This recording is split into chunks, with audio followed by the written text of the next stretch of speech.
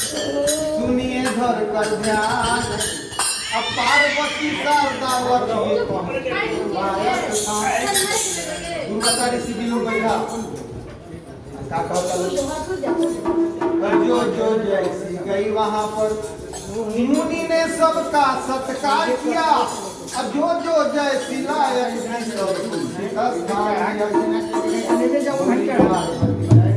धरती पर जब जग कोई करवाता है तो किस कारण बस उसमें मर नहीं जहाँ जग बोला कहाँ खाली मर्दे के हिस्सा मिलला कुंड मिलला बोली पार्वती है मुनिवर कराती जग का भारी और जुटा द लोक पर लोक के नारी मांगते हैं तो कोई के चला मुनि जी अरे मामी करके बोतिया बैठा दी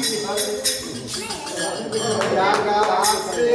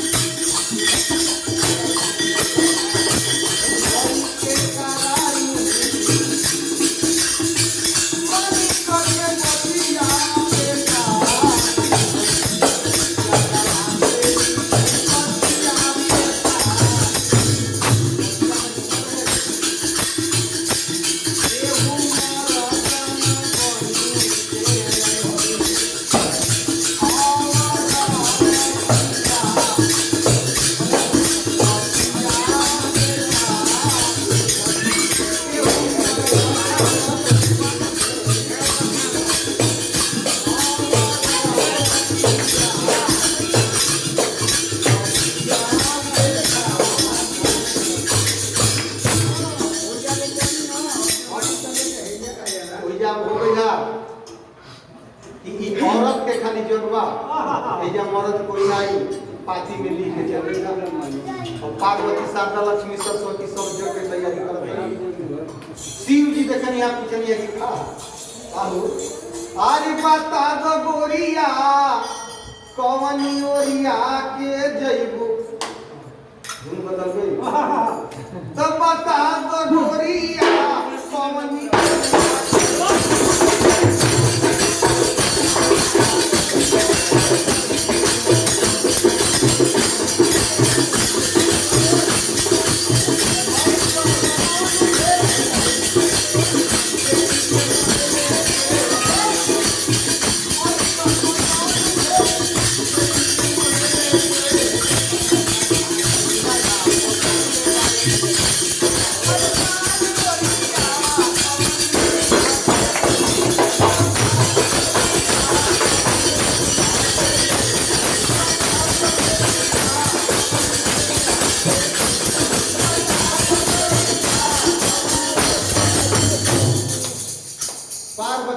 लिया कि है ना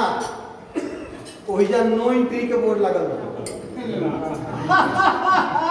बोलिया कि नो एंट्री के बोर्ड हम समझने नहीं बोलिया कि नहीं की समझे तो समझ नहीं वही जा खाली औरत लोग जाता अब मर्द अगर कोनो औरत के रूप धारण करके भी जाई कोई औरत बोलना कि सुना इंग्लैंड खरीद तो मेरा भी करियो बातान कि हम भले औरत हो जाई मगर जग में जरूर जाए ऐसे जाता का भोले बाबा बन कोइले नारी आहो भोले बाबा बन कोइले नारी देखा ना चलले हो खताए जग दादा भाई देखा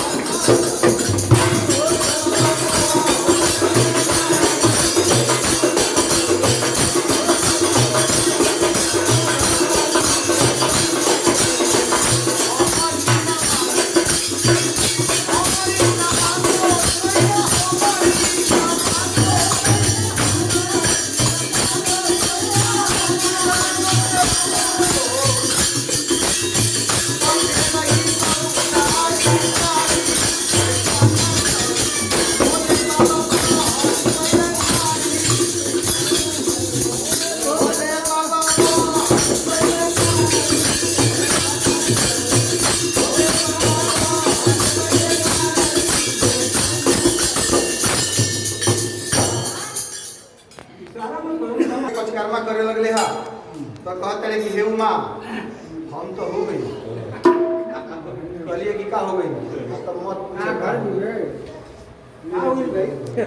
तो लाज के मारे भगले भोला धैले एक डगरिया आ कुछ दूर आगे बढ़े शंकर तो ब्रह्मा से लड़ी ब्रह्मा जी जग में ना गई रहन मगर दूर से खड़ा होकर देखा था उनकी कैसन कैसन सामान दे आई ने शंकर जी झलफल है तो अब देखी अब ऐसा ताक तकलन हा कि दृष्टि भोग हो गई शंकर जी जय जय सीताराम तरा लाज के मारे भगले भोला कुछ दूर गईले पराई अब भागत भागत गिर मगिरी खो हमें वही घड़ी गईले तो इधर जग जब खत्म हुआ उमा आई अपने घर को शंकर को जब घर में न पाई तो चिंता हुई भारी खोजत खोजत गिरिम गिरी खो में गई तो तरीका जी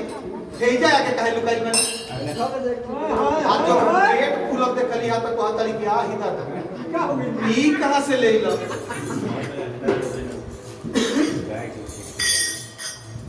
तो पार्वती जी गई विष्णु जी जाकर बोली मधुर वचन शंकर जी का पेट फूल गया मायापति करिए कोई जतन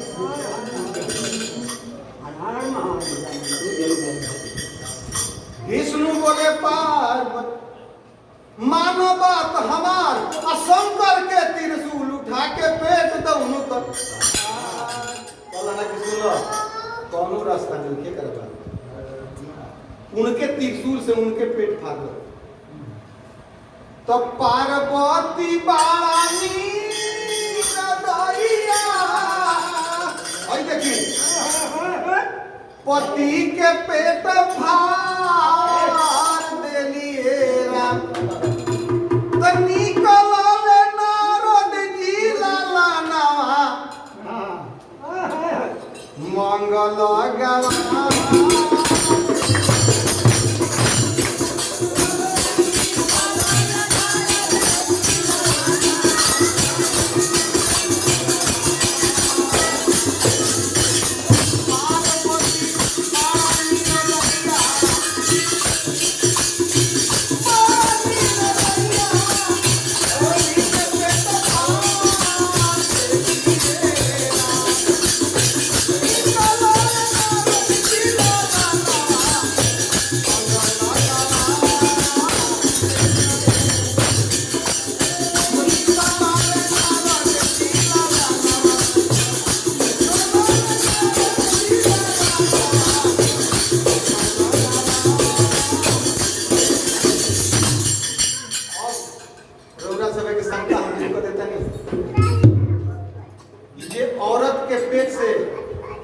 बच्चा पैदा लेला नार पुरैन के साथ लेला आई मर्द के पेट से रहने से इनकर नार पुरैन ना रहे इनकर नाम नारद बिना नार पुरैन और थोड़ा पैराग्राफ चेंज कर देना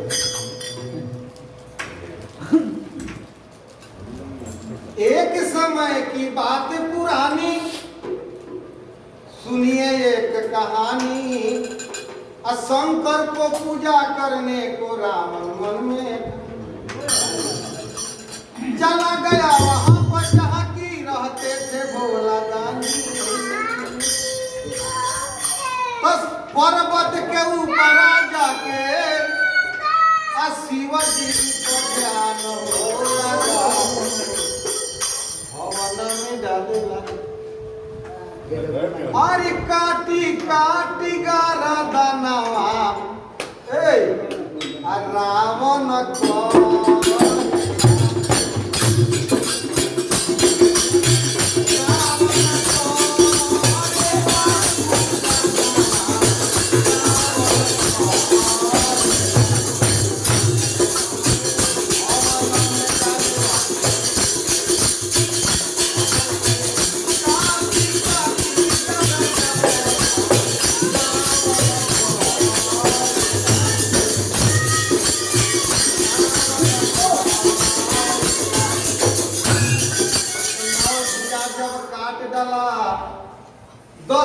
की आई बारी और जब ही हाथ ऊपर उठाया तो बोल उठे त्रिपुरारी कि रावण के धैले हाथ आ कहले जे जनी का तो अपन हो मान बानी तोहरा बाप रे बाप समझते ना अरे मांगिला बारा दानावा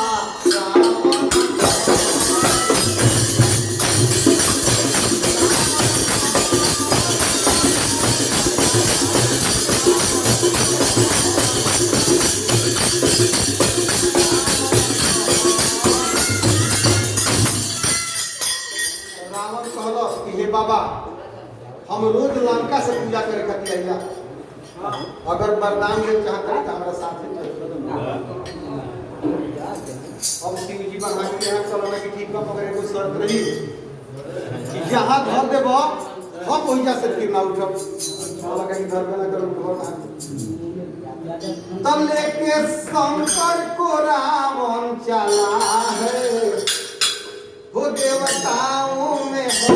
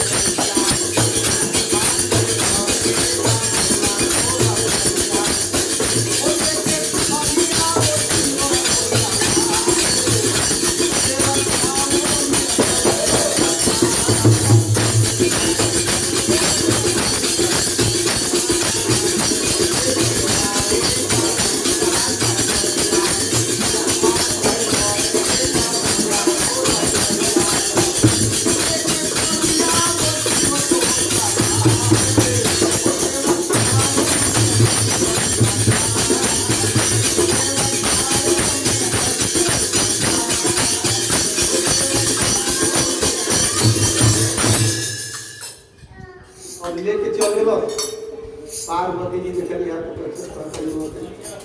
अरे कवनी दिशा में लेके चला रे राम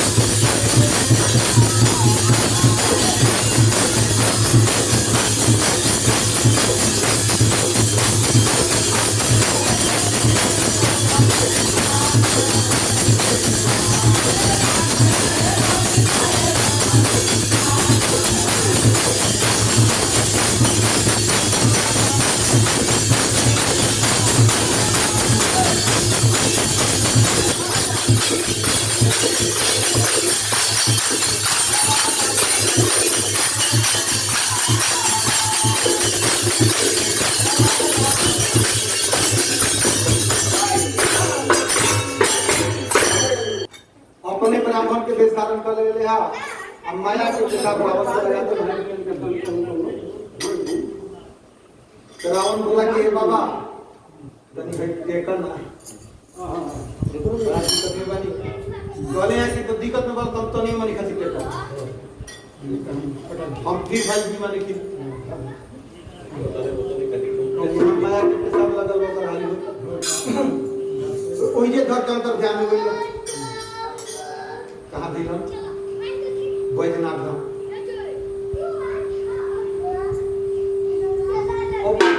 सीन बदल गईला कि बैजू नाम कथा एक ग्वाला रहे अहिर ना रहे राजपूत ना रहे सिंह ना रहे राम ना रहे पासवान ना रहे ग्वाला रहे तो बैजू नाम कथा एक ग्वाला होली के गैया चार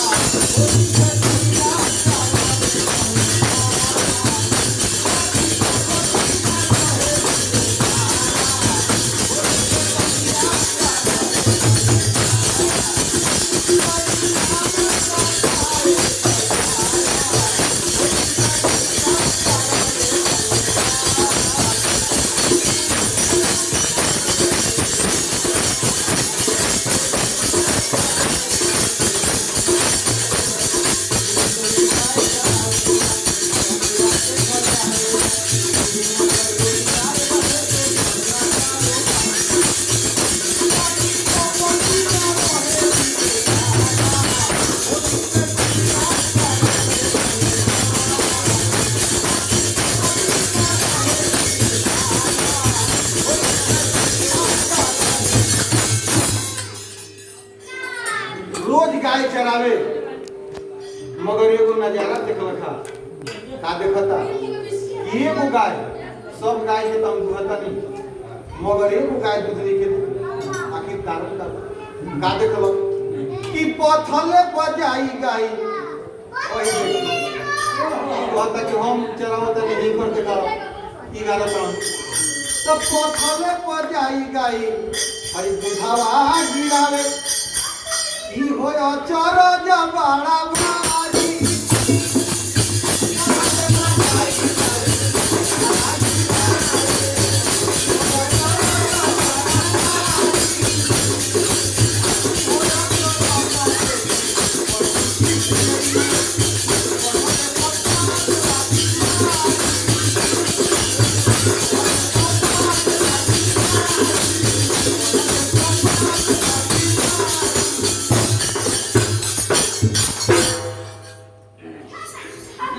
एक रोज बैठ गया खाने एम भइल रहे कि बिना कहले पहले 5 लाख रुपया तो मारो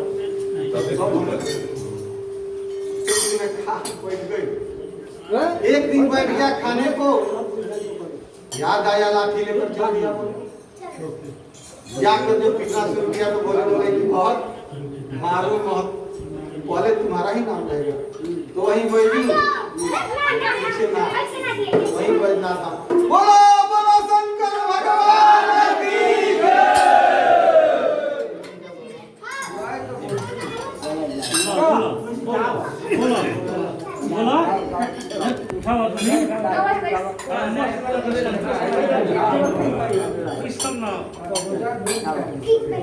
बोलो